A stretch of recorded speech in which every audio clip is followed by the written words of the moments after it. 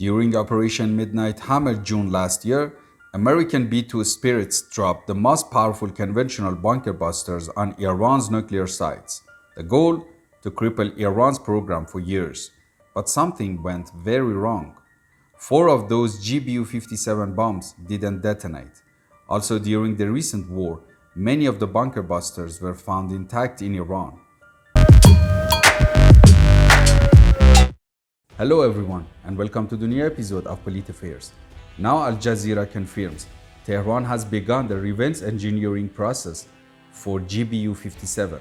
Also for Tomahawk cruise missiles, AGM-158 stealth missiles, MQ-9 Reaper, and MQ-4C Triton UAVs.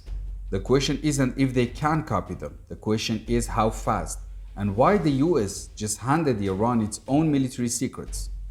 And that's not all. The Harap loitering munitions and even some Israeli-made missiles were also caught untouched. Totally, over 300 failed US and Israeli munitions are now in Iranian hands. These are the ones that Iran approved recovering them.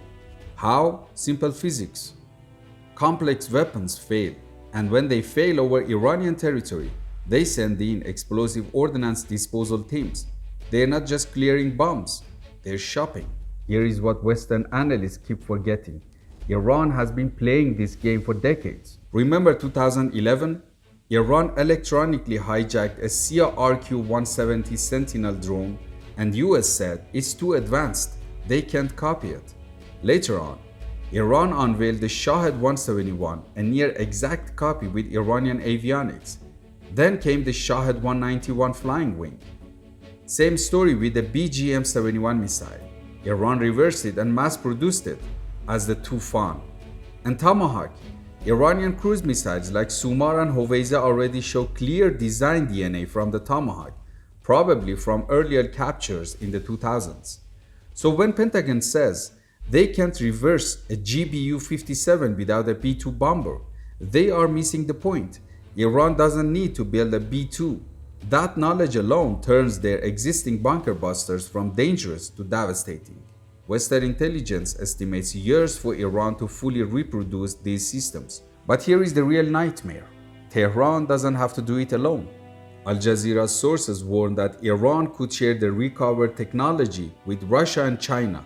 If it happens, Russia gets better cruise missile designs, China gets bunker buster metallurgy for its own DF series, Iran gets all of them, manufactures its own, gets cash, components, and political cover.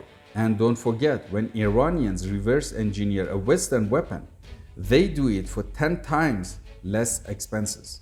That's not a theory. It's already happened with Iranian drone tech in Ukraine.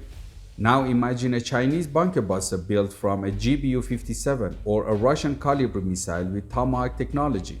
So that's not only a victory for Iran, it's a global proliferation event.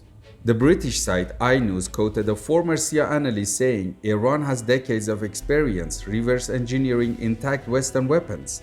The Economic Times reported that the Iranian military has already transferred the captured bombs to their research and development units. And here is the irony. The whole point of B-2 strike was to delay Iran's nuclear program. Instead, the US may have accidentally given Iran a masterclass in American bunker buster design, handed over stealth missile guidance tech, and boosted Iran's domestic arms industry for a decade. The Pentagon refuses to comment officially, but off the record, officials are extremely concerned about data leakage to Russia. Because once a secret weapon fails in the field, it's not a secret anymore. The lesson isn't new, but it's worth repeating. Never underestimate Iran's reverse engineering machine.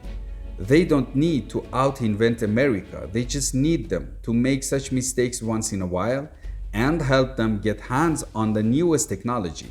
But I really don't think Americans understand it. They are still thinking about a regime change or how to put boots on the ground. Thank you so much for watching. Don't forget to subscribe and also to leave a comment.